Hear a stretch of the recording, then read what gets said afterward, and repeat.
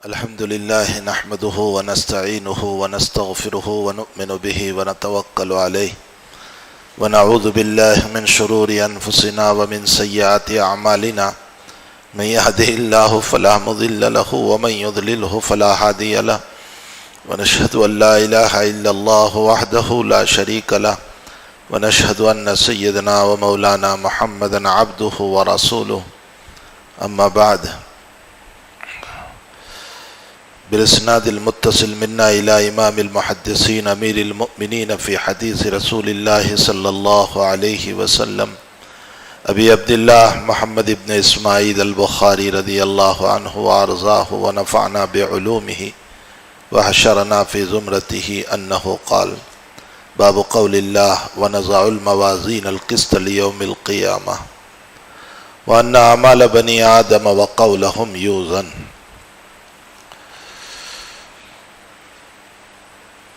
خصوصاً میرے طلباء جو آج بخاری شریف ختم کر رہے ہیں،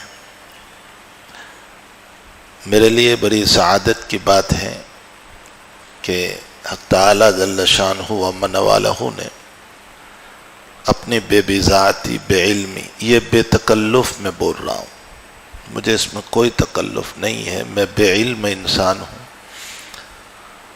اپنی بے ذاتی اور بے علمی کے باوجود سعادت نصیب فرمائے اس بات کی کہ میں بھی اس میں شریک رہوں اور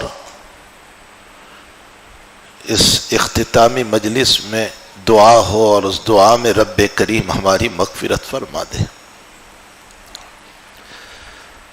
عزیزم مولانا جنید سلمہ اور مفتی محمد صاحب دامت برکاتہم کی بار بار فون بھی آتے رہے، لیکن کچھ مشغولیت، کچھ مسائل کی بنیاد پر تاخیر ہو گئی۔ بہرحال میں اپنی سعادت سمجھتا ہوں اور مجھے اس لائق سمجھا ان لوگوں نے کہ میں آخری سبق کا مذاکرہ کروں۔ مذاکرہ تکرار کو بولتے ہیں، ظاہر سی بات ہے، مدرسین درس دیتے ہیں، ہم تو طالب علم ہیں، اور طالب علم سے تکرار کرتا ہے جو استاد سے پڑھا ہوا ہے، اسی کو ایک دوسرے کو سناتے۔ تو بے تکلف میں بھی طالب علم ہوں، آپ بھی طالب علم ہیں، مجھے کچھ آپ سے مذاکرہ کرنا ہے، لیکن چونکہ عموماً جلسے میں عوام بہت زیادہ ہوتے ہیں اور ان کی رعایت بھی بہت ضروری ہوتی ہے تاکہ وہ اس بہانے کچھ دین کی باتیں سن لیں۔ دوسری بات یہ ہے کہ ہمارے ان عزیز دونوں طالب علم نے حدیث شریف سے پہلے ایک سند پڑھی۔ ویسے سند کے 3 حصے ہیں۔ سند کہتے ہیں الطریق الوصول الی رسول اللہ صلی اللہ علیہ وسلم، اس کو سند کہا جاتا ہے۔ جو طریقہ حدیث شریف کے اندر حضور تک ہمیں پہنچا دے اس کو سند کہا گیا۔ ہر حدیث کی سند کے 3 حصے ہیں۔ ایک حصہ استاد سے لے کر شاہ ولی اللہ صاحب رحمۃ اللہ علیہ تک کا ہوتا ہے، دوسرا حصہ شاہ ولی اللہ صاحب رحمۃ اللہ علیہ سے لے کر صاحب کتاب تک، اور تیسرا حصہ صاحب کتاب سے لے کر رسول اللہ صلی اللہ علیہ وسلم تک۔ یہ 3 حصے ہیں۔ میں اپنی ابتدائی سند پیش کر دوں شاہ ولی اللہ صاحب تک کی۔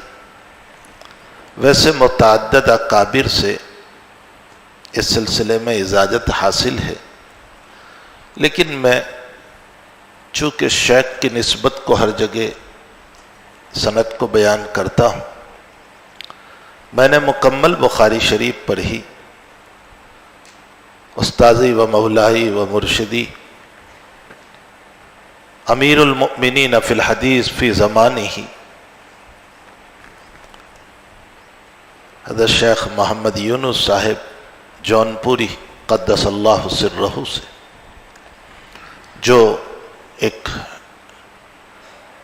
علم حدیث کا بہت بڑا سرمایہ تھا جو سینے میں چلا گیا۔ کتاب العلم میں آپ نے علامات قیامت میں ایک بات پڑھی، حضرت الامام بخاری رضی اللہ تعالیٰ عنہ نے فرمایا باب رفع العلم، علم علامات قیامت میں سے ہیں کہ اٹھ جائے گا۔ سوال یہ پیدا ہوتا ہے کہ علم کیسے اٹھے گا؟ تو اس پر حدیث شریف ہے ان اللہ تبارک و تعالی لا يقبض العلم انتزاعا ولكن يقبض العلم بقبض العلماء، اللہ تعالیٰ علم کو اٹھا لے گا علماء متقین کو اٹھا کر کے۔ دنیا سے علماء ختم ہوتے جائیں گے، علم بھی ان کے ساتھ سینے میں چلا جائے گا۔ حضرت نبی اکرم صلی اللہ علیہ وسلم فرماتے ہیں کہ پھر جو حال قسم کے لوگ رہ جائیں گے جو ضلوا و اضلوا، خود بھی گمراہ دوسروں کو بھی گمراہ کریں گے۔ اس حدیث شریف پر ایک اشکال ہوتا ہے کہ صاحب شریعت یہ فرما رہے ہیں کہ علم اٹھ جائے گا علماء متقین متبحرین کے اٹھ جانے سے، تو اگر علماء متبحرین اٹھ جائیں گے تو ان کی کتابیں تو موجود ہیں۔ اگر حافظ ابن حجر عسقلانی کا انتقال ہو گیا تو فتح الباری موجود ہے، علامہ عینی کا انتقال ہو گیا تو عمدۃ القاری موجود ہے، حضرت العلامہ رشید احمد گنگوہی نور اللہ مرقدہ کا انتقال ہو گیا تو ان کی باتیں موجود ہیں۔ تو علم کہاں اٹھا؟ اس کے دو جواب ہیں۔ ایک جواب تو علماء نے یہ دیا کہ ان کے سینے میں جتنا علم تھا وہ سارا کتاب میں نہیں آیا ہے۔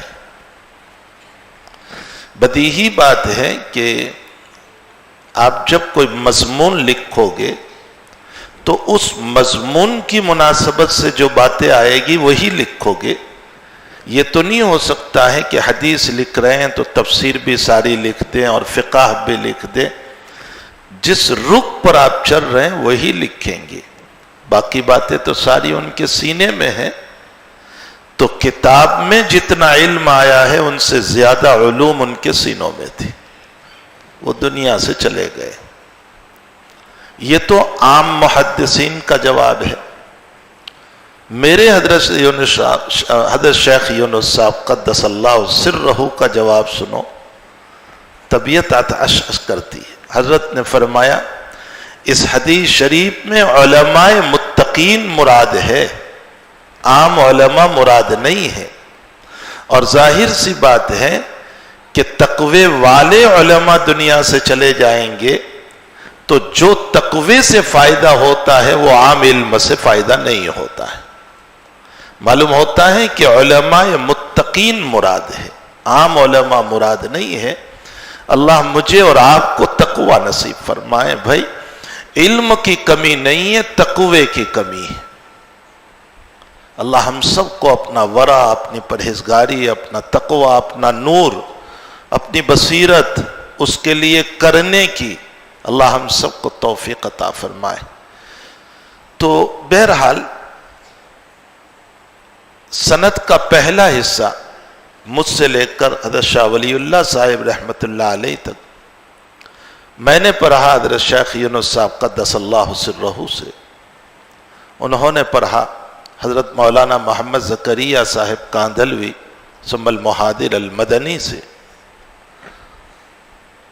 انہوں نے پڑھا حضرت مولانا خلیل احمد صاحب سہارنپوری صاحب بذل المجہود سے، انہوں نے پڑھا حضرت شاہ عبد القیوم صاحب بدھانوی اور شاہ احمد علی السہارنپوری محدث بخاری سے،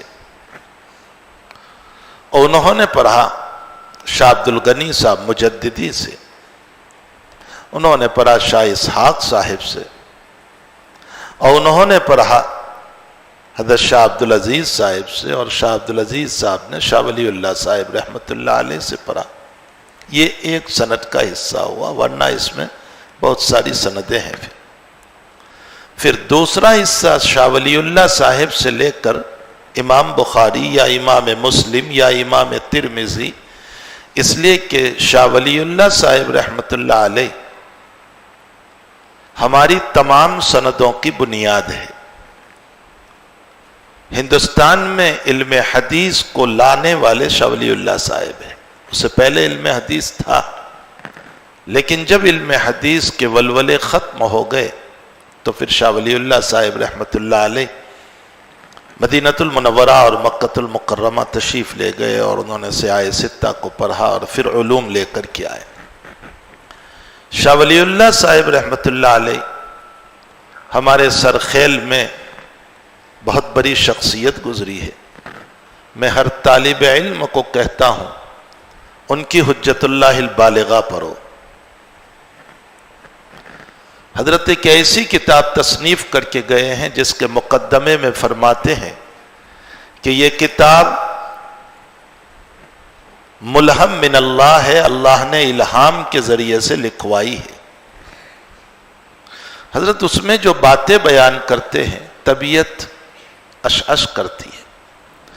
یہ اس وقت جو اسلام پر اشکالات ہو رہے ہیں، یہ اشکالات کچھ نہیں ہیں، ہمارے سارے اکابر ان اشکالات کو ان کتابوں میں حل کر کے گئے ہیں، سارے جواب دے گئے ہیں، ہمیں صرف نوالا اٹھا کر رکھنا ہے۔ کوئی حیثیت نہیں ہے ان کے اشکالات کی۔ میں شاہ صاحب کی ایک بات بتاؤں، باب حیض میں شاہ ولی اللہ صاحب فرماتے ہیں کہ نماز کی قضا کیوں نہیں اور روزوں کی کیوں ہے؟ عام طور پر ہم یہ پڑھتے ہیں کہ نماز اگر 10 دن ایام ہے تو 50 نمازیں ہو گئی، قضا کرنا مشکل، اور روزے 10 دن بھی اگر گئے ہیں تو ہر مہینے ایک روزہ رکھے گی تو ادا ہو جائیں گے، آسان ہے۔ یہ عام طور پر یہی باتیں ہیں۔ تو تخفیف کے خاطر نماز کو معاف کر دیا، اور روزوں میں کوئی پریشانی نہیں ہے اس لیے روزوں کو حکم دیا۔ حضرت شاہ ولی اللہ صاحب رحمۃ اللہ علیہ فرماتے ہیں کہ اصل بات یہ ہے کہ نماز کے لیے طہارت شرط ہے، روزوں کے لیے طہارت شرط نہیں۔ آپ غور سے دیکھیں، آپ نے روزے کی حالت میں اگر احتلام ہو گیا روزہ ہو جاتا ہے، آپ نے سحری کھا کر روزہ شروع کیا اور غسل بعد میں کیا، روزہ ہو جائے گا۔ روزے کے لیے طہارت شرط نہیں ہے، نماز کے لیے طہارت شرط ہے، اور جب طہارت شرط ہے تو سماوی آفت کی بنیاد پر ہے، سماوی آفت ہے، سماوی آفت کی بنیاد پر یہاں طہارت ہو ہی نہیں سکتی، تو طہارت نہ ہونے سے اس پر ادا نہیں آئی، اور جس کی ادا نہیں اس کی قضا نہیں۔ اور روزوں کے باب میں یہ مسئلہ ہے کہ طہارت شرط نہیں ہے، اس لیے نفس روزہ تو آ گیا اس پر، لیکن حکم ربانی یہ ہے کہ روزہ نہ رکھے، تو حکم ربانی کی بنیاد پر روزے کو ترک کیا تو نفس ادا آ چکی تھی، اس لیے اس کی قضا ہے۔ یہ اتنا زبردست جواب دیا ہے شاہ ولی اللہ صاحب رحمۃ اللہ علیہ نے، اور وہ جو ہم پیش کرتے ہیں کہ اس میں تخفیف اور اس میں، وہ حکمت ہو سکتی ہے، علت نہیں ہو سکتی۔ مسائل کی بنیاد علت پر ہے، حکمت پر نہیں ہے۔ حکمتیں بدلتی ہے، علت کبھی نہیں بدلتی۔ یہ ایک مسلم مسئلہ ہے کہ علت کبھی نہیں بدلتی، حکمتیں بدلتی رہتی ہے۔ خیر، تو شاہ ولی اللہ صاحب رحمۃ اللہ علیہ کی حجت اللہ البالغہ ہم سب کو پڑھنا چاہیے، ہر طالب علم کو اس کتاب کو پڑھنا چاہیے، بلکہ اس کو داخل نصاب کرنا چاہیے۔ اگرچہ حضرت کی بعض کتابیں وہ ہیں کہ جس میں بڑے تفردات ہیں شاہ ولی اللہ صاحب رحمۃ اللہ علیہ کے، اور اسی لیے شاہ عبدالعزیز صاحب رحمۃ اللہ علیہ ان کے بیٹے نے خود یہ فرمایا ہے کہ میرے والد صالب کی یہ کتاب جو ہے البدور البازغہ جو ہے، فرمایا کہ امت میں وہی لوگ پڑھے، خود ان کے بیٹے فرما رہے ہیں، جو تبحر فی العلم رکھتے ہو، ہر ایک نہ پڑھے، البتہ حجت اللہ البالغہ سارے لوگ پڑھے۔ شاہ عبدالعزیز صاحب ان کے بیٹے جو ہیں، اللہ تعالیٰ نے ان کو وہ علم عطا فرمایا تھا کہ 16 سال کی عمر میں مسند درس پر بیٹھے، اور حضرت مولانا عبدالحلیم صاحب رحمۃ اللہ علیہ جو شاہ ولی اللہ صاحب رحمۃ اللہ علیہ سے 22 سال پڑھا تھا، ان کے شاگرد رشید تھے، پھر شاہ عبدالعزیز صاحب کے درس میں بیٹھے، عمراً تو ان کے بہت بڑے تھے، والد صاحب کی عمر کے تھے، لیکن جب شاہ عبدالعزیز صاحب کے درس میں بیٹھے اور قریباً 1 ہفتہ پڑھا تو 1 ہفتے کے بعد ارشاد فرمایا کہ میں نے استاذ محترم شاہ ولی اللہ سے 22 سال میں جتنا پڑھا تھا شاہ عبدالعزیز نے 1 ہفتے میں مجھ کو پڑھا دیا۔ آپ انداز لگائیں کہ حضرت شاہ عبدالعزیز صاحب رحمۃ اللہ علیہ کو اللہ تعالیٰ نے کیسا علم عطا فرمایا تھا، وہ تفسیر عزیزی کو دیکھنے سے پتہ چلتا ہے۔ زندگی نے وفا نہیں کی تفسیر عزیزی میں، اور آخری 2 پاروں کی تفسیر اور شروع بقرہ کی تفسیر، اور اس کے بعد حضرت کا انتقال ہو گیا، ورنہ بقول حضرت مولانا ابرار صاحب دھلیوی رحمۃ اللہ علیہ میرے ان کانوں نے سنا، اگر تفسیر عزیزی مکمل ہو جاتی تو قرآن کا حق تو ادا نہ ہوتا، لیکن اردو میں تفسیر کا حق ادا ہو جاتا۔ کیسی تفسیر ہے؟ میں ایک لفظ سے اشارہ کروں، اس عاجز نے ابھی بیان القرآن پر جو حکیم الامت حضرت اقدس تھانوی رحمۃ اللہ علیہ کے مسائل سلوک ہے، میں نے اس پر کچھ کام شروع کیا کہ اس کو کھولا جائے، تو اس میں نے بہت ساری تفسیروں کو سامنے رکھا، تو شاہ عبدالعزیز صاحب کی تفسیر کو جب میں نے دیکھا تو مالکی یوم الدین پر شاہ عبدالعزیز صاحب لکھتے ہیں کہ اللہ تو دنیا کا بھی مالک ہے اور آخرت کا بھی مالک ہے، پھر خاص طور پر اس نے یہ کیوں کہا کہ میں آخرت کا مالک ہوں؟ یوم الدین کا معنی آخرت، یوم الجزا بدلے کا دن، تو وہ تو دنیا کا بھی مالک ہے، پھر اس نے یہ کیوں کہا کہ میں آخرت کا مالک ہوں؟ مالکی یوم الدنیا والدین کیوں نہیں کہا؟ یہ سوال ہوتا ہے۔ شاہ عبدالعزیز صاحب رحمۃ اللہ علیہ نے اس کا جو جواب دیا، شاہ صاحب فرماتے ہیں کہ اصل مسئلہ یہ ہے کہ دنیا میں انسان کو مکلف بنایا ہے، اور مکلف کے لیے اختیارات کی ضرورت ہے۔ واہ! میں آپ کو مکلف بناؤں کہ آپ کو مدرسے میں یہ کام کرنا ہے اور اختیار کچھ نہ دوں تو آپ کہو گے میں کیسے کام کروں گا، آپ کے اختیارات ہی نہیں ہیں مجھ کو۔ تو ہم کو جب دنیا میں مکلف بنایا تو مکلف بنانے کے لیے اختیارات کی ضرورت ہے۔ اللہ فرماتے ہیں کہ میں نے مکلف بنایا تو اختیارات دیے۔ آگے شاہ عبدالعزیز صاحب فرماتے ہیں کہ جس کو اختیار دیا جاتا ہے لامحالہ اس کو کچھ مالکیت بھی دی جائے گی، ورنہ وہ مالکیت نہ ہو تو اختیار کس کام کا؟ میں آپ کو کہوں کہ مولانا عمران سلمہ آپ فلاں کام کیجئے اور آپ کو 1 پیسہ بھی نہ دوں تو آپ کہو کہ میں میرے جیب سے تھوڑے ہی دوں گا، کہاں سے لاؤں گا میں؟ تو جب کسی کو اختیار دیا جاتا ہے تو مالکیت بھی دی جاتی ہے، تو چونکہ من وجہین کچھ نہ کچھ درجے میں اس بندے کو دنیا میں مالک بنایا گیا، اس لیے اللہ نے فرمایا کہ دنیا میں تو من وجہین مالک ہے، لیکن آخرت میں من وجہین بھی تو مالک نہیں ہوگا، حتیٰ کہ ایک لفظ بھی میرے اجازت کے بغیر بولنے کا بھی مالک نہیں ہوگا۔ اس لیے رب کریم نے मालिकी यौमिद्दीन फरमाया, मालिकी यौमिद्दुनिया वद्दीन नहीं फरमाया। ये शाह अब्दुल अजीज साहब रहमतुल्लाह अलैह अलहम्दु शरीफ की तफसीर में लिखते हैं। बहरहाल शाह अब्दुल अजीज साहब की तफसीर बच्चों को देखना चाहिए। अलम नशरह लका सदरक के अंदर हजरत ने जो बहस में ये इशारे कर देता हूँ, आप देख लेना।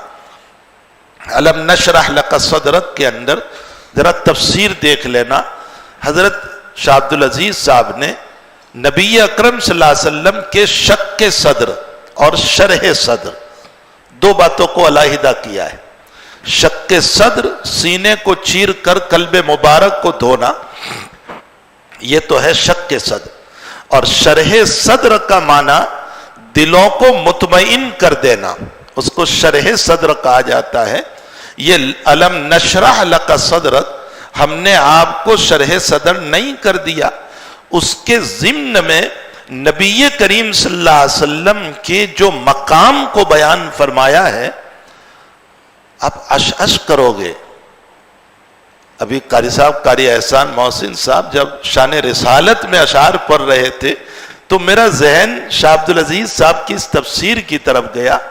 मैं उसका इजमालन कहूं, हज़रत शाह साहब फरमाते हैं कि एक वसी मैदान हो और उस वसी मैदान में एक तरफ बादशाह बैठा है, एक तरफ काजी बैठा है, एक तरफ मुफ्ती बैठा है, एक तरफ आलिम बैठा है, एक तरफ मुहद्दिस बैठा है, एक तरफ मुफस्सिर बैठा है, एक तरफ फकी बैठा। यही मिसाल अलम नशरह में दी है। और पूरा मैदान इन लोगों से भरा हुआ है। कोई मुहद्दिस के पास जा रहा है, कोई मुफस्सिर के पास जा रहा है, कोई फकीह के पास, कोई काजी के पास, कोई बादशाह के पास, कोई वजीर के पास, हर एक के पास दौड़ रहे हैं और हर एक से इस्तेफादा कर रहे हैं, फायदा उठा रहे हैं। फरमाया कि अगर ये मिसाल समझ में आ जाती है तो कल्बे मोहम्मदुर रसूलुल्लाह सल्लल्लाहु अलैहि वसल्लम एक बहुत बड़ा मैदान है। इस मैदान में एक ही जाते मोहम्मदी को अल्लाह ने बादशाह बनाकर भी बिठाया और काजी बनाकर भी बिठाया और मुफस्सिर बनाकर भी बिठाया और मुहद्दिस बनाकर भी बिठाया। आपकी इस 23 साल जिंदगी में बादशाहत से लेकर मजदूर तक और आलिम से लेकर गैर आलिम तक और अवाम से लेकर मशाइख तक, जिसको जो सबक लेना हो कल्बे मोहम्मदी से जुड़ जाए वहां से मिल जाएगा। इतना जबरदस्त कलाम किया है। अलम नशरह लका सदरक व वज़अना अन्का विज़रक। इस तफसीर को देखना चाहिए। मेरे बच्चों, कुछ पढ़ोगे तो आप उम्मत को कुछ समझाओगे, इसके रसूल पैदा कर सकोगे, इसके मोहम्मदी सल्लल्लाहु अलैहि वसल्लम पैदा कर सकोगे, इसके खुदाबंदी को पैदा कर सकोगे। इसीलिए कहा जाता है कि अहलुल्लाह की सोहबत ये बहुत बड़ी चीज़ है। बहुत हमारे अल्लामा अनवर शाह साहब कश्मीरी रहमतुल्लाह अलैह ने मुस्लिम शरीफ में जहाँ एक रिवायत आती है किताबुल ईमान में कि जन्नती लोग जब जन्नत में जाएंगे, गौर से सुनो अवाम भी, जन्नती लोग जब जन्नत में जाएंगे तो उस मौके पर जन्नत में जाने के बाद वो लोग यूं कहेंगे कि क्या बात है, बारी ताला से कहेंगे अल्लाह, कुछ लोग हमारे साथ नमाज पढ़ते थे, रोज़ा रखते थे, हमारे साथ हज किया था, आज वो जन्नत में नजर नहीं आ रहे, वो कहाँ चले गए? अल्लाह फरमाएंगे कि देखो जहन्नम में। तो जब पता चलेगा कि वो जहन्नम में है तो अल्लाह इन लोगों से, जन्नतियों से यूं कहेंगे, मुस्लिम किताबुल ईमान में आपने ये रिवायत पढ़ी, अल्लाह इनसे कहेगा अच्छा उनकी सिफारिश करो, तुम्हारे कहने पर मैं उनको जन्नत दे देता हूं। ये जन्नती उनकी सिफारिश करेंगे, अल्लाह ताला इनकी सिफारिश पर उनको जन्नत देगा। हजरत अल्लामा अनवर शाह साहब कश्मीरी बहुत बड़ी शख्सियत है, इरशाद फरमाते हैं कि इस हदीस से यह मालूम होता है कि अहलुल्लाह की सोहबत ये जहन्नम से निकालने में भी काम आएगी। जुमला जरा समझना, अल्लाह वालों से अगर ताल्लुक है, नेक लोगों से अगर ताल्लुक है, अल्लाह न करे ہمارا فیصلہ اگر جہنم کا ہوا تو وہ صالحین ہماری سفارش کر کے ہمیں جنت میں لے جائیں گے۔ معلوم ہوتا ہے کہ صلحاء کی صحبت، صالحین کی صحبت جو ہے وہ بہت بڑی چیز ہے۔ اہل اللہ کی صحبت اختیار کرنا چاہیے۔ علامہ انور شاہ صاحب کشمیری رحمۃ اللہ علیہ کی جب بات آئی تو حضرت نے ختم نبوت پر سب سے پہلے جو ہمالیہ پہاڑ بن کر کے کھڑے ہوئے تھے رد قادیانیت پر، اور ضرب کاری لگایا تھا رد قادیانیت میں، وہ علامہ انور شاہ صاحب کشمیری ہے۔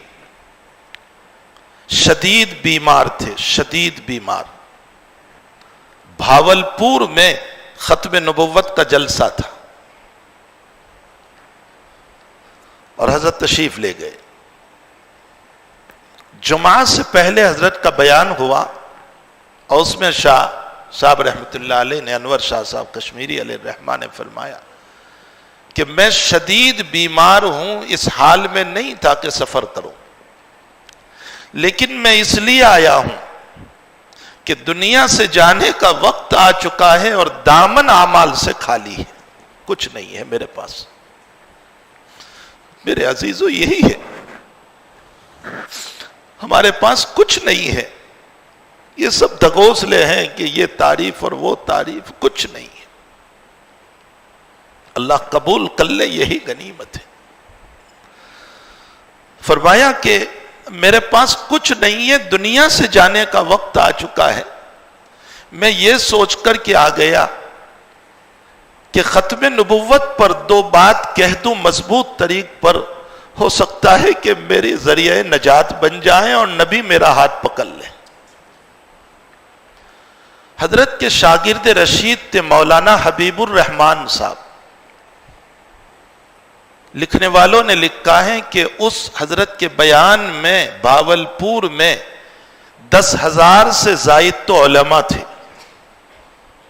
مولانا حبیب الرحمان صاحب بیان میں کھڑے ہو گئے اور فرمایا حضرت آپ کے اتنے شاگرد محدثین، مفسرین، فقہا، اتنے لوگ آپ نے پیدا کیے، اور اگر آپ یہ کہتے ہیں کہ میرے پاس کچھ نہیں ہے تو پھر ہم جیسے کہاں جائیں گے؟ آپ نے بہت کچھ کیا ہے حضرت۔ تو شاہ صاحب نے فرمایا بٹھاؤ اس کو، جھوٹا ہے یہ جھوٹا ہے، میری تعریف کر کے مجھے اللہ سے دور کرنا چاہتا ہے۔ اللہ اکبر، کیا جملہ فرمایا۔ اور پھر حضرت نے ختم نبوت پر بیان دیا، لمبا بیان ہے، میں اس بیان کو یہاں پیش نہیں کر سکتا ہوں، اس کا ایک پوائنٹ پیش کر دوں۔ حضرت شاہ صاحب رحمۃ اللہ علیہ نے فرمایا، جو اصول پیش کیے تھے ختم نبوت پر، اس میں ایک اصل فرمایا کہ انسان اپنی ہر چیز دے سکتا ہے لیکن اپنی خصوصیت کبھی نہیں دیتا ہے، یہ اصول ہے۔ اس کی مثال میں یوں دیتا ہوں کہ ایک بزنس مین سخاوت میں للہ بھی دے گا، عطیہ بھی دے گا، زکوٰۃ بھی دے گا، سب کچھ دے گا، اپنا موندی اور سرمایہ کبھی نہیں دے گا، وہ تو خصوصیت ہے، اگر وہ نہیں رہی تو کیا کرے گا؟ ایک انسان انتہائی درجہ سخی ہے، وہ سب کچھ دیتا ہے لیکن اپنا لوگو اور اپنی کمپنی کا نام کبھی وہ سخاوت میں نہیں دے گا، اس لیے کہ وہ تو اس کا اصل ہے، اسی پر تو اس کا کاروبار ہے، وہ کیسے دے گا اس کو؟ ایک عورت جو باحیا ہو اور صاحب عفت و عصمت ہو، یہ عورت سب کچھ دے سکتی ہے لیکن اپنی عفت کبھی نہیں دے سکتی، اپنی حیا کبھی نہیں دے سکتی، اپنی پاک دامنی کبھی نہیں دے سکتی۔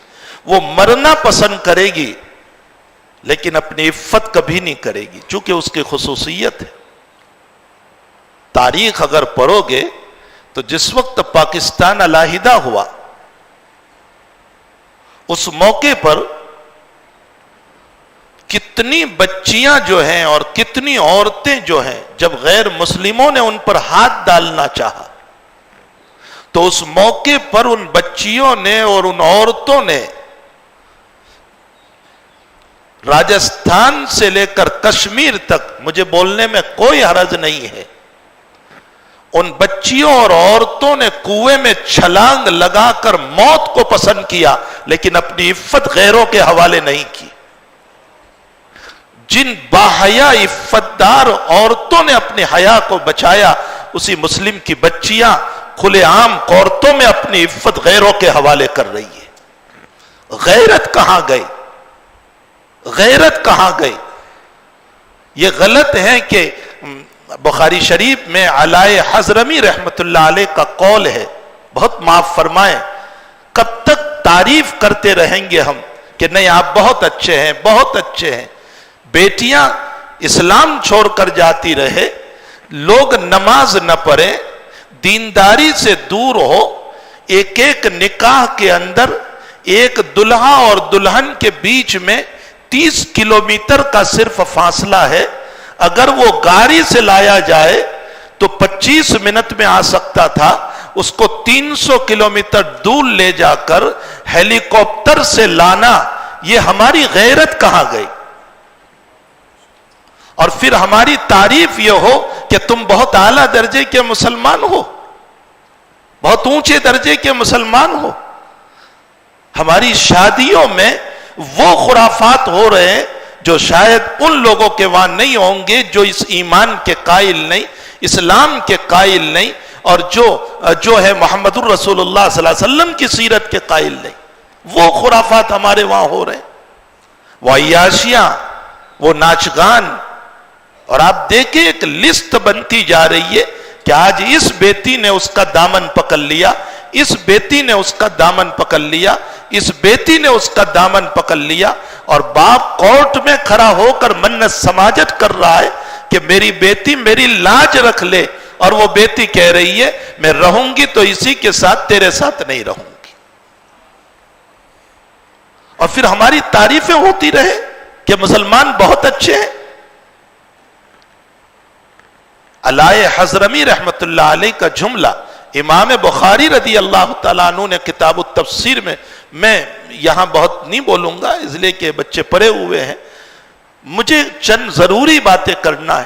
علائے حضرمی رحمت اللہ علیہ کی ایک بات کتاب التفسیر میں امام بخاری رضی اللہ تعالیٰ عنہ نے پیش فرمائی۔ حضرت ایک مرتبہ بیان، بہت بڑے تابعی ہے علائے حضرمی، ایک مرتبہ جہنم کا تذکرہ کر رہے تھے اور جہنمی باتوں کو ذکر کر رہے تھے، تو مجمع میں ہماری طرح کوئی بیٹھا تھا، اس نے یوں کہا کہ حضرت اللہ تعالیٰ تو کہتا ہے کہ مایوس نہیں ہونا چاہیے رحمتوں سے، اور آپ تو لوگوں کو جہنم کا تذکرہ کر کے مایوس کر رہے ہیں۔ تو علائے حضرمی نے فرمایا تم صحیح کہہ رہے ہو، میں کون تم کو جہنم سے مایوس کروں جبکہ اللہ خود کہتا ہے لا تقنطوا من رحمت اللہ، اللہ کی رحمت سے مایوس نہ ہو، لیکن فرمایا تم اس کا مطلب نہیں سمجھے۔ اور پھر جو مطلب انہوں نے بیان کیا وہ بخاری رحمت اللہ علیہ نے کتاب التفسیر میں نقل کیا ہے۔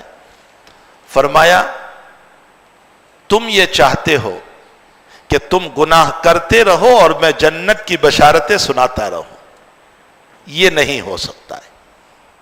تم گناہ کرتے رہو اور میں تمہیں جنت کی بشارتیں سناتا رہوں، یہ نہیں ہو سکتا ہے۔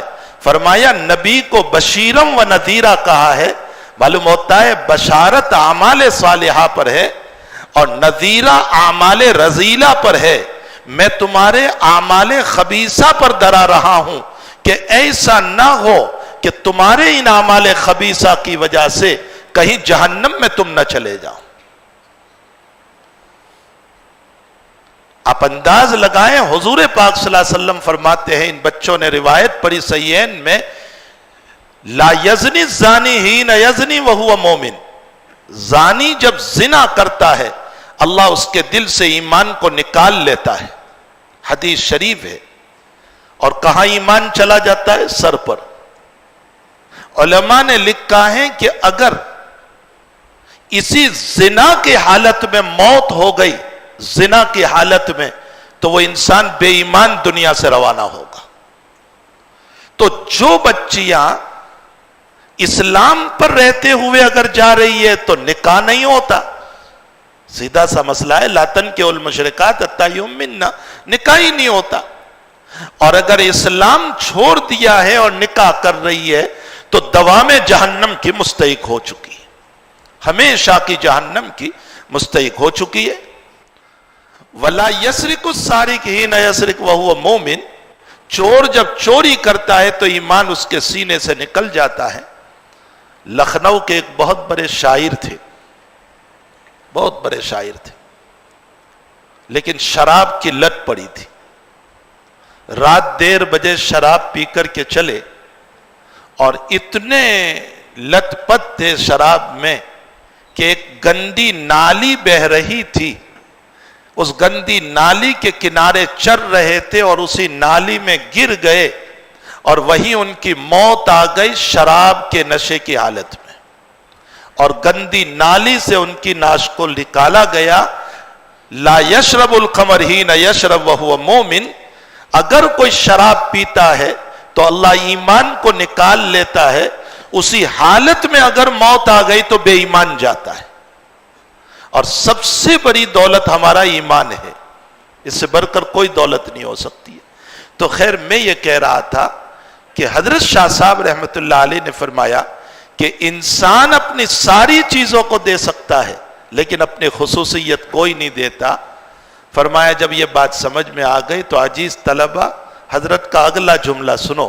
ختم نبوت پر حضرت نے فرمایا، ارشاد فرمایا، نبی نے علم بھی امت کو دیا، نبی نے تقوی بھی امت کو دیا، نبی نے مال بھی امت کو دیا، نبی نے حیا بھی امت کو دی، نبی نے اخلاق بھی امت کو دیے، ساری چیزیں دے دی. لیکن ختم نبوت آپ کی خصوصیت ہے، آپ اپنی اس خصوصیت کسی کو نہیں دے سکتے ہیں، اس لیے اس کے بعد کوئی نبی بھی نہیں ہو سکتا ہے. ایسی زبردست دلیل پیش کی ہے کہ اس سے بہتر دلیل سمجھ میں نہیں آ رہی ہے. بہرحال آپ نے تو بہت استدلالات کیے، اس کے اندر مثلا بخاری شریف کی ایک حدیث شریف سے استدلال فرمایا، اور وہ استدلال یہ کیا کہ نبی علیہ السلام فرماتے ہیں لا یزال طائفۃ من امتی منصورین علی الحق الی یوم القیامہ، قیامت تک میری امت میں ایک جماعت حقہ رہے گی جو قیامت تک حق بات کو بیان کرتی رہے گی. حضرت نے اس پہ جملہ فرمایا من امتی، امتی کا لفظ ہے، اس کا مطلب میری امت قیامت تک. تو میری امت جب قیامت تک رہے گی تو کوئی اور نبی نہیں آ سکتا ہے تو ان کی امت بھی نہیں ہو سکتی.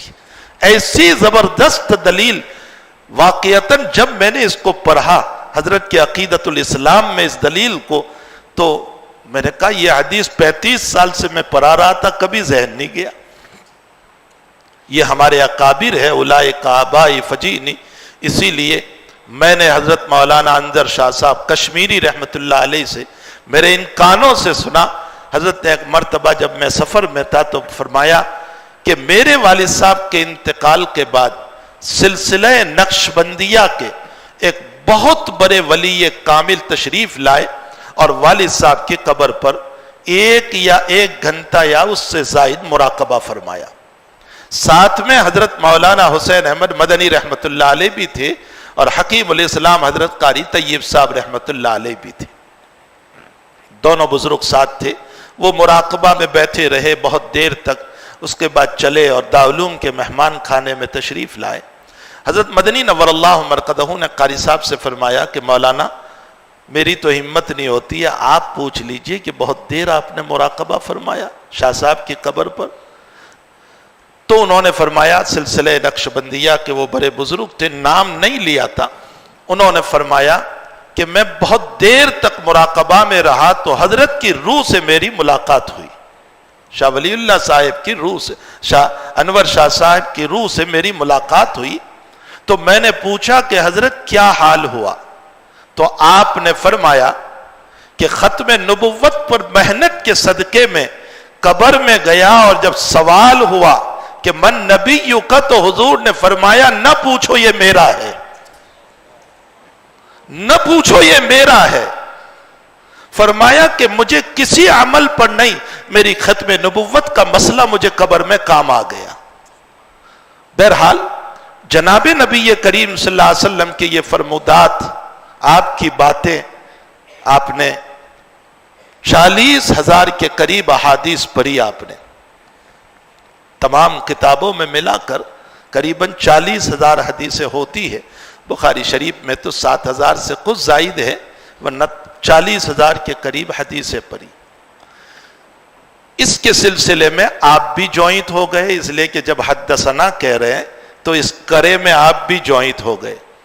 حضرت مولانا محمد تقی صاحب دامت برکاتہم نے اپنے شیخ و مرشد ڈاکٹر عبدالحی صاحب عارفی، اب یہ وقت نہیں ہے ورنہ میں بہت کچھ اس پر بھی کہتا کہ ڈاکٹر عبدالحی صاحب عارفی کون تھے تو عامی انسان، لیکن مولانا تقی اور مولانا رفیع جیسا بیت ہوتا ہے ان سے تو کوئی تو جوہر ہوں گے ان میں، کچھ تو ہوگا ان میں۔ اور ان دونوں کی جو تربیت کی ہے نا، بڑی عجیب و غریب تربیت کی۔ جب بیعت ہوئے ہیں تو 6 مہینے کے بعد فرمایا مولی تقی، مولی رفیع، تم بیان میں نہ جایا کرو، تم بیان میں نہ جایا کرو۔ فرمایا ہم تو روزانہ بیان میں جاتے تھے، بہت جوانی تھی ہماری تو، اور خوب بیان کرتے تھے۔ اور حضرت نے بریک لگا دی، مانو گے آپ شیخ کی بات؟ آپ کو پوچھ رہا ہوں، اگر تقریر کا شوق لگا ہو اور پھر کہتے کہ آپ نہ جاؤ، حضرت امت کی تربیت مطلوب ہے نا، حضرت کو سمجھائیں گے، چونکہ وہ اندر کا نفس جو ہے نا، اسی نفس کو پہچاننا ہے۔ حضرت مولانا رفیع صاحب، مولانا تقی صاحب نے بند کر دیا۔ اب لوگ دعوت دینے آ رہے، فرمایا بھائی شیخ نے منع کیا ہے۔ کہا شیخ کے پاس جائیں؟ کہا تم جانو، ہمارا نام نہیں۔ 9 سال گزر گئے، کوئی بیان نہیں، 9 سال۔ اس کے بعد ایک دارالعلوم سے دعوت آئی، دارالعلوم حقانیہ اکورا خطک کا جو ہے، وہاں سے دعوت آئی۔ فرمایا دیکھو شیخ نے منع کیا ہے، تو کہا ہم جائیں وہاں؟ تو گئے تو فرمایا ڈاکٹر عبدالحی صاحب رحمۃ اللہ علیہ نے کہ اچھا لے جاؤ۔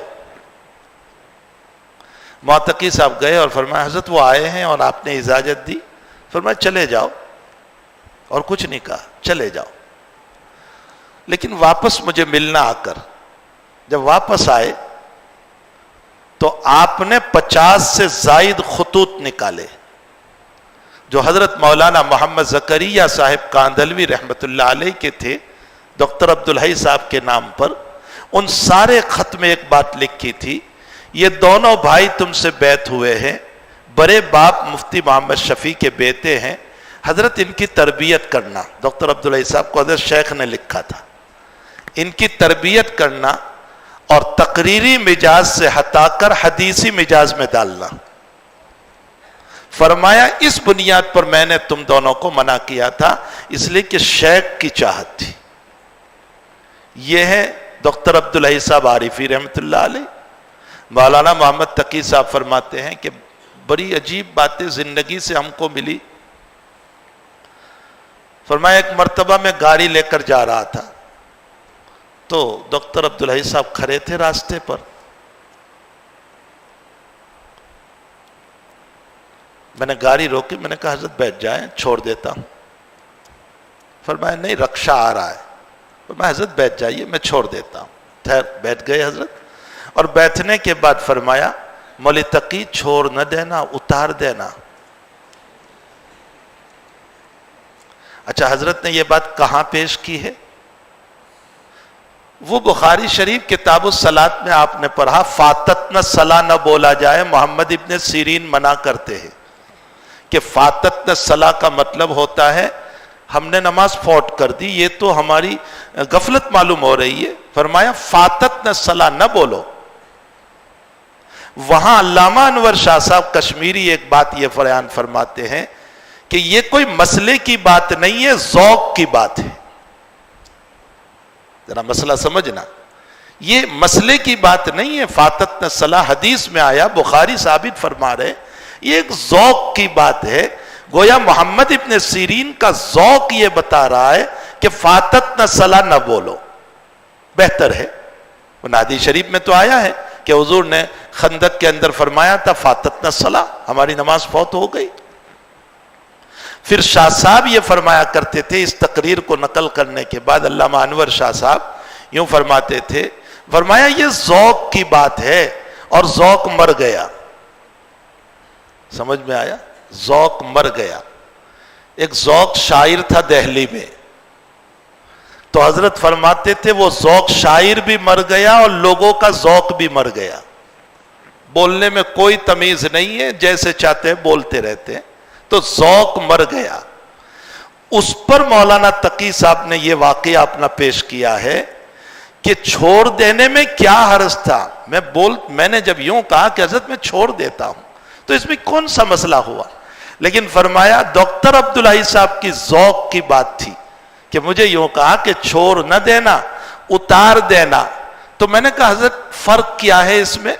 تو ڈاکٹر عبدالحی صاحب نے فرمایا چھوڑ دینے میں تمہارا بوجھ معلوم ہو رہا ہے اور اتار دینے میں محبت معلوم ہو رہی ہے۔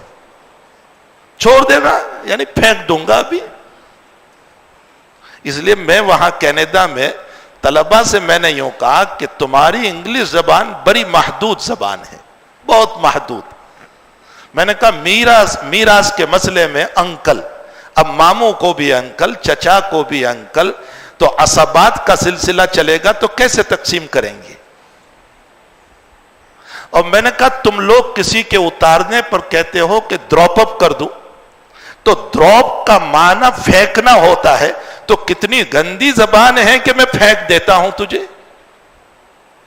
بہرحال یہ ذوق کی بات ہے، ورنہ ان کا اپنا لفظ ہے کہ میں ڈراپ کر دیتا ہوں تجھے، ورنہ اس کا ترجمہ پھینک دینا ہوتا ہے۔ تو ڈاکٹر عبدالحی صاحب رحمۃ اللہ علیہ نے فرمایا کہ اتار دینا، چھوڑ نہ دینا۔ خیر ڈاکٹر عبدالحی صاحب کی شخصیت بڑی عجیب و غریب ہے۔ ان کی بات مولانا تقی صاحب عثمانی دامت برکاتہم نے اسی آخری حدیث میں نقل فرمائی ہے کہ یہ جو طلبہ اپنی سند میں کہہ رہے حدثنا، تو انہوں نے اپنے آپ کو محدثین کے کرے سے جوائنٹ کر دیا۔ آپ سب اب جتنے محدثین ہیں الی رسول اللہ، آپ ان سے جوائنٹ ہو گئے۔ فرمایا اس کا فائدہ کیا ہوگا؟ فرمایا اس کا فائدہ یہ ہوگا کہ میرے ڈاکٹر عبدالحی صاحب ایک مثال دیا کرتے تھے، مثلا راجدھانی جا رہی ہے، یہ میں یہاں کے حساب سے مثال دیتا ہوں، مولانا نے اپنے حساب سے مثال دی۔ راجدھانی جا رہی ہے، بڑی خوبصورت ٹرین، بلکہ ابھی نئی ٹرین جو شروع ہوئی، اس کے ڈبے اور بوگیاں بھی بڑی شاندار، کھانا بھی اس میں بہت کچھ اچھا اور بہت اچھا نظام، لیکن اس کے ساتھ ایک گرا پڑا پرانا ڈبہ بھی پیچھے جوائنٹ کر دیا۔ کیوں؟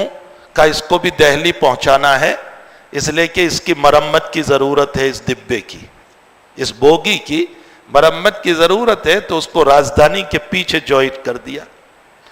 اب جہاں ٹرین چل رہی ہے وہ پرانا ڈبہ بھی تو ساتھ ہی چل رہا ہے، تو اس میں سے آواز آ رہی ہے، کبھی چوں کی، کبھی چی کی، کبھی چاں کی، وہ تو پرانا ہے تو آواز آ رہی ہے۔ تو بہترین راجدھانی کی بوگیاں اس کو کہنے لگی کہ ہم اتنی خوبصورت ہیں اور تجھ جیسا کہاں ہم سے جوائنٹ ہو گیا؟ تو فرمایا کہ بھائی میں اس لیے تمہارے ساتھ جوائنٹ ہوا ہوں کہ تمہارے ساتھ میری نسبت ہو جائے اور میری مرمت ہو جائے، میری اصلاح ہو جائے، میری تربیت ہو جائے، اس لیے میں تمہارے ساتھ جوائنٹ ہو گیا ہوں۔ تو جہاں تم پہنچو گے وہاں ہم بھی پہنچ جائیں گے اور ہماری تربیت کا مسئلہ ہو جائے گا۔ فرمایا ڈاکٹر عبدالحی صاحب اس مثال کو دے کر فرمایا کرتے تھے کہ یہ جتنے سلسلے ہیں، چاہے حدیث کا سلسلہ، چاہے تو اکابر کا بیت کا سلسلہ، اکابر سے جو بیت ہوتے ہیں نا، یہ بھی ایک شجرہ ہے جو حضرت علی پر پہنچتا ہے، ابو بکر صدیق پر پہنچتا ہے، چاہے وہ چشتیہ ہو، سہروردیہ ہو، قادریہ ہو، نقشبندیہ ہو، یہ سب وہاں پہنچتے ہیں۔ تو جب اس کے ساتھ جوائنٹ ہو جاتے ہیں ہم لوگ، تو ان کے ساتھ ساتھ ہم بھی منزل مقصود پر پہنچ جائیں گے۔ تو آپ لوگ بھی اور میں بھی ہم ایک پرانے بگڑے ہوئے ڈبے کی طرح ہے، اس میں اس لیے جوائنٹ ہو گئے تاکہ اہل اللہ کی صحبت میں پہنچ جائیں اور ان کی برکت سے اللہ ہمیں بھی جنت نصیب فرما دے، اس لیے اس سند کو یہاں پیش کیا جاتا۔ اب یہ جو سند میں جتنے اسماء آتے ہیں، ان کی اتنی چھان بین، اتنی تحقیق اکابر نے کی ہے، اسماء رجال کے اندر اتنی تحقیقات کی ہے کہ خطیب بغدادی نے یوں لکھا ہے کہ محدثین کا معمول یہ تھا کہ کسی کے باب میں جب تحقیق کرنا ہوتا تھا، کسی محدث کے باب میں، تو اس کی بستی میں جا کر اس کا نام، اس کے رہنے سہنے کو اور اس سے متعلق جتنے حالات تھے وہ سب پوچھتے تھے۔ تو خطیب بغدادی فرماتے ہیں کہ گاؤں والے یوں پوچھتے تھے کہ اتنی تحقیق کر رہے ہو، کہیں کوئی نکاح کا ارادہ تو نہیں ہے؟ کوئی نکاح کا ارادہ؟ یہ مثال دے کر خطیب بغدادی یہ بتانا چاہتے ہیں کہ تم اپنی بیٹی کو دینے سے پہلے جتنی تحقیق کرتے ہو، اس سے زیادہ ان محدثین کی زندگی پر تحقیقات ہوئی ہے۔ تو یہ جتنی سندیں ہیں، یہ سونے کی کڑی ہے، سلسلۃ الذہب ہے، اس میں ہم جوائنٹ ہو گئے، یہ اللہ کا فضل و کرم ہوا، اور آپ نے ان تمام سندوں کو پڑھا اور ان تمام حدیثوں میں آپ جوائنٹ ہو گئے۔ یہ آخری حدیث امام بخاری رحمۃ اللہ علیہ لائے پوری کتاب کو ختم کرنے کے بعد، اور امام کا ہمیشہ معمول یہ رہا ہے جب کوئی کتاب شروع کرتے ہیں یا کوئی باب اور اس میں پہلے کوئی آیت ملتی ہو تو سب سے پہلے آیت کو پیش کرتے ہیں۔ امام نے سب سے پہلے آیت باب قول اللہ وَنَزَعُ الْمَوَازِينَ الْقِسْطَ لِيَوْمِ الْقِيَامَةِ، ہم موازین ترازو کو قائم کریں گے قیامت کے دن انصاف کے لیے۔ معلوم ہوتا ہے کہ قیامت کے دن انصاف ہوگا، پھر اللہ اپنے علم کے مطابق بھی فیصلہ کر سکتا تھا، اس کا علم لامحدود علم ہے، لیکن وہ ایسا نہیں کرے گا، ترازو قائم کرے گا تاکہ لوگ اچھی طرح انصاف کو سمجھ لیں اور یہ جان لیں کہ ذرہ برابر ظلم نہیں ہوا ہے۔ پھر امام اس باب کو سب سے اخیر میں سارے لوگ سنیں، میں پہلے میرے نفس کو اور آپ سب کو چند باتیں اس باب پر۔ امام اس باب کو سب سے اخیر میں اس لیے لائے کہ آپ نے جتنے اقوال رسول، افعال رسول کو پڑھا ہے پوری کتاب میں، یاد رکھو اب جب تم اعمال کرو گے یا بولو گے تو تمہارے اعمال کا وزن ہوگا، تمہارے اقوال کا قیامت کے دن وزن ہوگا۔ حاشیے میں دیکھ لینا، بہت کچھ لکھا ہے، وَمَنْ خَفَّتْ مَوَازِينُهُ فَأُولَٰئِكَ الَّذِينَ خَسِرُوا أَنفُسَهُمْ فِي جَهَنَّمَ خَالِدُونَ، جس کا نیکیوں کا پلڑا اونچا ہو گیا اور گناہوں کا پلڑا جھک گیا، وہ بہت ذلیل ہو جائے گا۔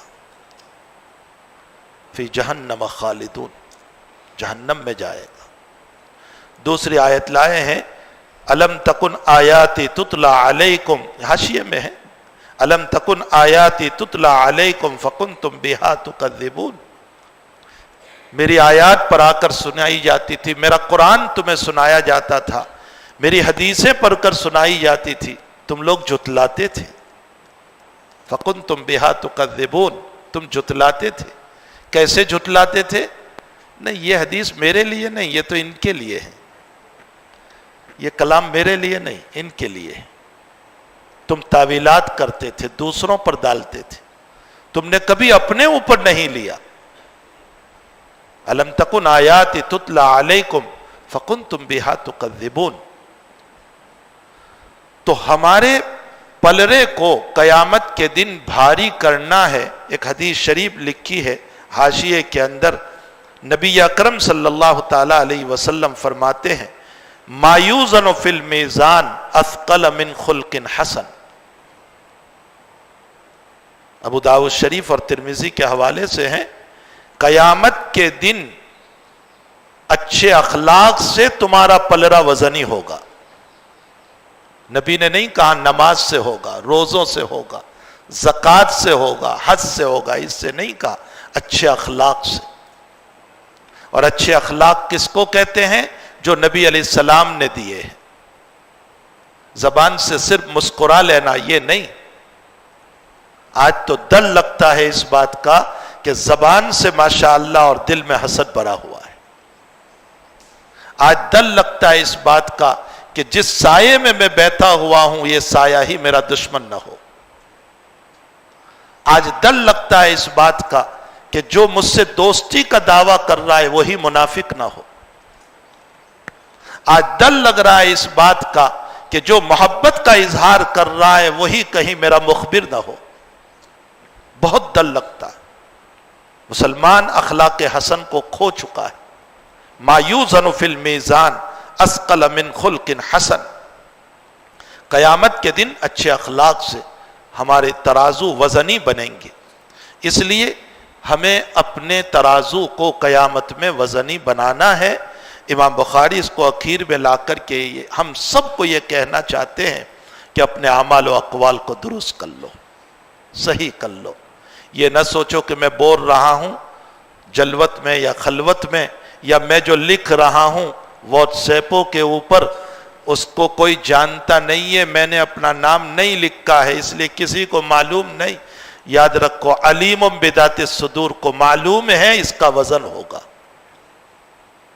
اور جس بات کو ہم قیامت میں ثابت نہ کر سکیں اس کو نہ بولے. جس کو ثابت نہیں کر سکتے ہیں اس کو نہ بولے، جس کو ثابت کر سکتے ہیں اس کو بولے. اور کون ہے جو مالک الملک کے سامنے جواب دے سکے گا؟ کون ہے؟ کس کی ہمت ہوگی وہاں؟ اس لیے اپنی زبان کی حفاظت کریں، اپنے اعمال کی حفاظت کریں، اور ہرگز ہرگز اپنے اعمال و اقوال کو ضائع کرنے کی فکر نہ کریں. ما یوزن فی المیزان اثقل من خلق حسن. اچھے اخلاق بنائے جائیں. اب اعمال میں وزن کیسے پیدا ہوگا؟ تو امام بخاری رحمۃ اللہ علیہ فرماتے ہیں کہ میری پہلی حدیث پڑھ لو، انما الاعمال بالنیات وانما لامرئ ما نوى فمن كانت هجرته الى الله ورسوله. اپنی نیت کو درست کرو، بس اپنی نیت کو درست کر لو. اگر نیت کے ساتھ چھوٹا سا عمل کرو گے اللہ کے وہاں احد پہاڑ کے برابر. آپ نے بخاری شریف میں روایت پڑھی، کتے کو پانی پلا دیا. کتا ہے ہی کیا، لیکن اس کو پانی پلایا، پیاسا تھا. نبی علیہ السلام نے فرمایا وہ بدکار تھا، اللہ نے اس کو معاف کر دیا چونکہ نیت صحیح تھی. آپ نے زکوٰۃ میں روایت پڑھی، اگر اخلاص کے ساتھ ایک دانہ کھجور کا اللہ کے راستے میں دے گا تو رب کریم احد پہاڑ کے برابر ثواب دیں گی. اور اس کے مقابلے میں چاہے علم ہو، پڑھانا ہو، تدریس ہو، تقریر ہو، تنظیم ہو. آج تو بہت ساری تنظیمیں ہیں نا، یہ تنظیم یہ کام کر رہی ہے، وہ تنظیم فلاں کام کر رہی ہے.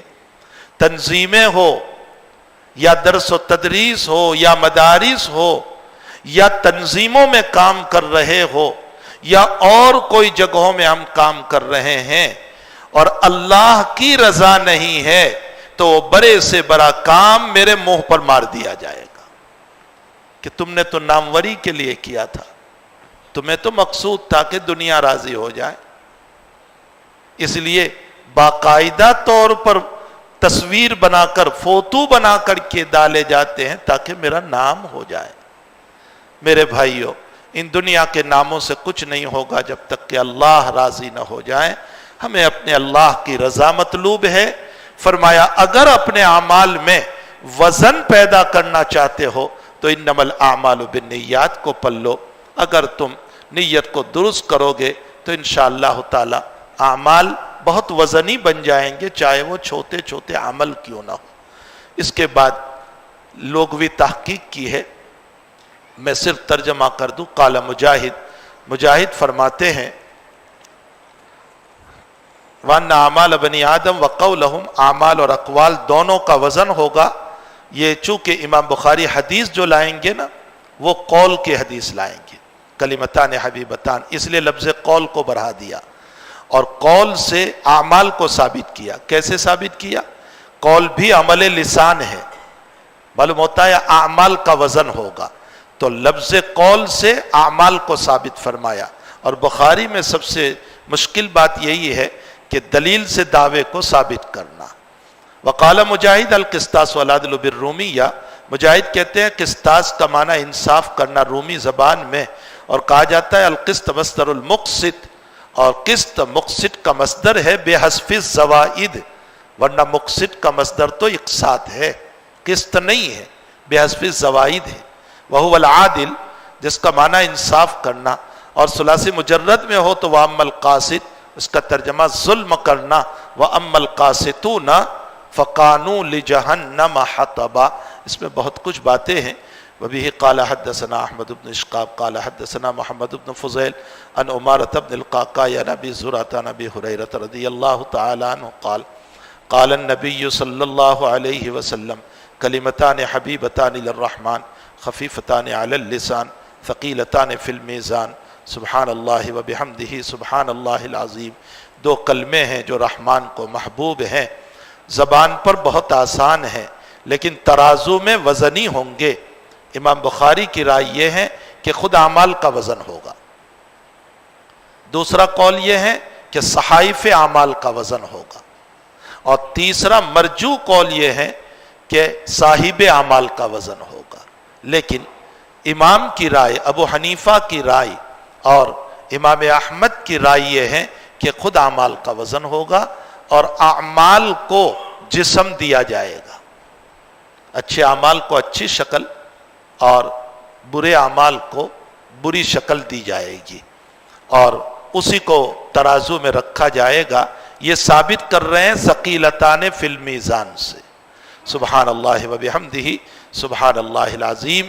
امام سارے لوگ پڑھ لیں سبحان اللہ وبحمدہ سبحان اللہ العظیم سبحان اللہ وبحمدہ سبحان اللہ العظیم سبحان اللہ وبحمدہ سبحان اللہ العظیم. یہ دو کلمے ہیں. آپ نے اس سے پہلے روایت پڑھی من قال فی الیوم 100 مرہ سبحان اللہ وبحمدہ حطت عنہ خطایاہ ولو کانت مثل زبد البحر. کتاب الدعوات میں روایت گزری. اگر کوئی دن میں 100 مرتبہ سبحان اللہ وبحمدہ پڑھتا ہے تو اللہ تعالیٰ سمندر کے جھاگ کے برابر گناہ ہوں گے اس کو بھی اللہ معاف کر دیتا ہے.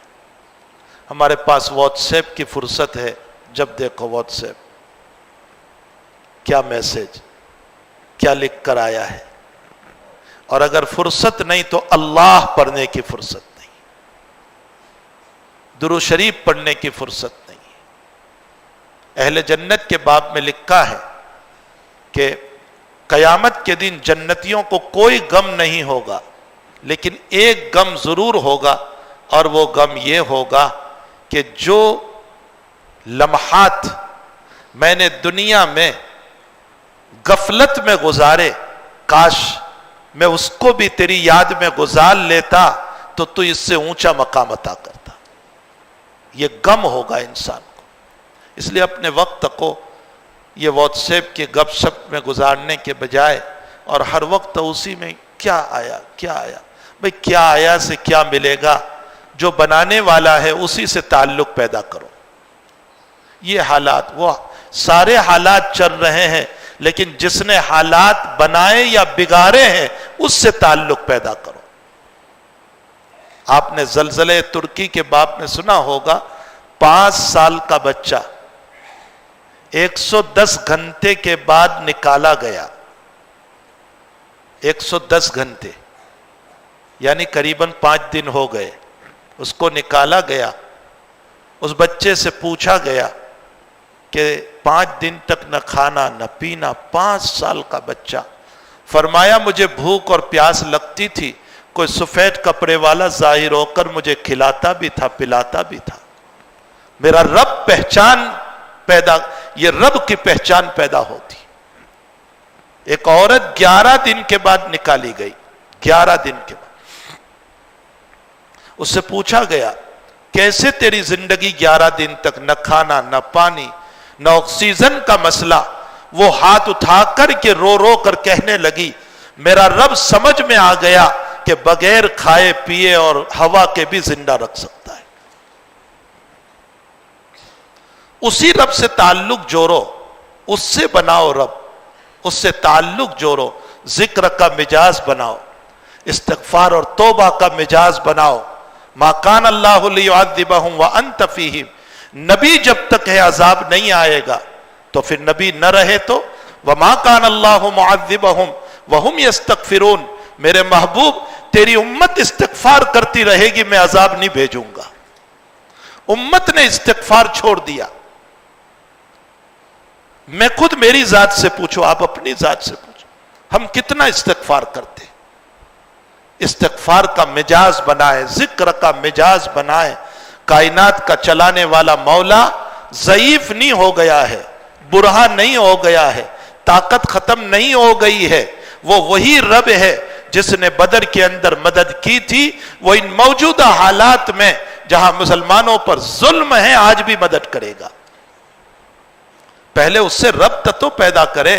اسرائیلی روایت میں ہے کہ موسیٰ علیہ السلام سے پوچھا گیا، اور وہ بھی پوچھنے والا ایرے گہرے نہیں، اس زمانے کا بہت بڑا عقل مند، وہ پوچھ رہا ہے کہ اچھا موسیٰ تو نبوت کا دعوے دار ہے، میرا ایک سوال ہے. کہا کیا سوال؟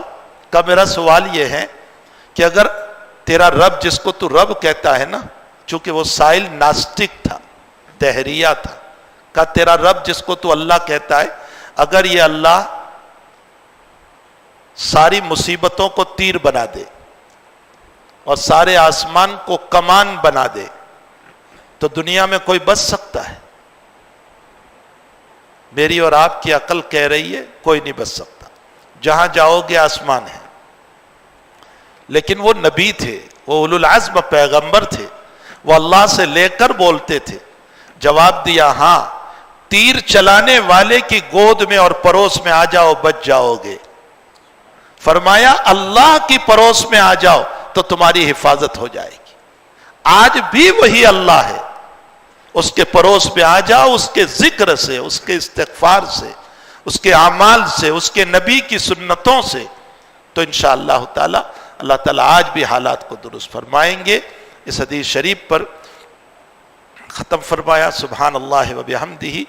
آپ نے کتاب التوحید میں دو طرح کی صفت پڑھی، صفت جمال، صفت جلال. صفت جلال کا معنی اللہ کو عیوب سے پاک قرار دینا. صفت جمال اللہ تعالیٰ کی تمہید، اللہ تعالیٰ کے جمال کو ثابت کرنا، تعریف کرنا. تو سبحان اللہ میں صفت جلال اور وبحمدہ میں صفت جمال. پوری کتاب التوحید کو دو لفظ میں بیان کر دیا. پوری کتاب التوحید اس میں آ گئی. ماقبل، ابتدا اور انتہا میں ربط. ربط یہ ہے کہ بھائی پہلا استاذ حمیدی ہے اور آخری استاذ احمد ہے، دونوں کا مادہ حمد ہے. امام بخاری اشارہ کرتے ہیں نیت محمودہ رکھو گے تو اللہ تعالیٰ تمہیں جنت نصیب فرمائے گا، جہاں تمہیں کہا جائے گا وآخر دعوانا الحمدللہ رب العالمین. دوسرا ربط، پہلے ابو ہریرہ، پہلے عمر ہے اور اخیر میں ابو ہریرہ ہے، دونوں مہاجر ہے. اشارہ کیا ہجرت کرو گے تو علم ملے گا، مجاہدہ کے بعد علم ملتا ہے، بغیر مجاہدہ کے علم نہیں ملتا. متن اور متن میں ربط، پہلی حدیث انما الاعمال بالنیات، آخری حدیث ثقیلتان فی المیزان. فرمایا وزن تب ہوگا جبکہ اخلاص ہوگا، اخلاص نہیں تو وزن نہیں ہو سکتا ہے. باقی لطائف ہے. اللہ تعالی ہم تمام کو، مجھے سب سے پہلے اور آپ سب کو اللہ جل شانہ ان باتوں پر عمل کی توفیق عطا فرمائے. امت اس وقت بہت حالات سے، صرف ہندوستان نہیں پورا عالم حالات سے دوچار ہے. پورا عالم لگتا یہ ہے کہ علامات قیامت اللہ کی طرف سے دن بدن ظاہر ہوتی جا رہی ہے. ایسے وقت میں ہم سب کو اپنے ایمان کو سلامت رکھ کر کے اللہ کے پاس لے جانا ہے. ہر وقت کوشش میں رہیں کہ ہم اپنا ایمان نہ چھوڑنے پائیں. سب کچھ جا سکتا ہے لیکن ایمان نہیں جا سکتا. ایمان کا سودا کبھی نہ کریں، کبھی نہ کریں، کبھی نہ کریں. مولانا علی میاں صاحب رحمۃ اللہ علیہ نے کسی جلسے میں فرمایا تھا، آپ نے ہماری عزت مانگی تو عزت دے دی، آپ نے ہمارا مال مانگا تو مال دے دیا. یہاں کی حکومت کے سلسلے میں آپ نے ہمارا مال مانگا تو مال دے دیا، عزت مانگی تو عزت دے دی، آپ نے ہم سے کیا کیا نہیں چھینا وہ سب کچھ ہم نے دے دیا، اب آپ ہمارے ایمان پر آئے ہیں، فرمایا مومن سب کچھ دے سکتا ہے، اپنا ایمان نہیں دے سکتا، اسی ایمان کو بچانا ہے اور اسی کو لے کر اللہ کے پاس جانا ہے اور اسی پر اللہ سے اپنی جنت کے فیصلے کروانا ہے۔ وصلی اللہ علی النبی الکریم برحمتک یا ارحم الراحمین۔ میں رات 1:30 بجے سفر سے آیا ہوں، بہت دور لمبا سفر، پھر بخار بھی تھا، لیکن ان بزرگوں کی اور آپ لوگوں کی توجہات رہی تو چند باتیں اللہ نے دے دی، ہمت دے دی۔ اللہ مجھے توفیق عطا فرمائے، اور کیا ہے۔